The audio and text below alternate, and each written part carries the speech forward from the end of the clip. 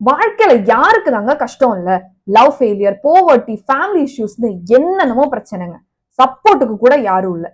ஆனா நான் ஒரு கதை சொல்லட்டுமா? ஒப்ரா வின்ஃப்ரி அமெரிக்கால இருக்கிற ஒரு ஸ்மால் வில்லேஜ் மிசிசிப்பில தான் அவங்க பிறந்தாங்க. அவங்களோட சின்ன வயசுல சொந்த ரிலேட்டிவே அவங்கள ரேப் பண்ணிருக்காங்க. 14 வயசுல பிரெக்னன்ட். ஆனா குழந்தை பிறந்ததுமே இறந்துருச்சு. அப்புறம் ஸ்கூல் டிராப் அவுட். லைஃப்லயே த லோவஸ்ட் பாயிண்ட்ல இருக்கும்போது அவங்களுக்கு ஒரு வித்தியாசமான இன்ட்ரெஸ்ட், கம்யூனிகேஷன்ல டேலண்ட் இருக்குன்னு நம்பினாங்க. ரேடியோல பார்ட் டைம் ஒர்க் ஸ்டார்ட் பண்ணி 18 வயசுல ஃபுல் டைம் நியூஸ் ஆங்கர் ஆயிட்டாங்க. ஆனா அங்கேயும் டைரக்டர் சொல்லிட்டாங்க, she is too emotional, not fit for நியூஸ்னு சொல்லி அனுப்பிச்சிட்டாங்க. அவங்களோட அந்த வீக்னஸ அவங்க ஸ்ட்ரென்த்தா மாத்தினாங்க. 1985ல ஒரு டாக் ஷோ ஸ்டார்ட் பண்ணாங்க, the Oprah Winfrey show. Rest is history, and that talk show became one of the highest rated TV shows in history. She became America's first black female billionaire.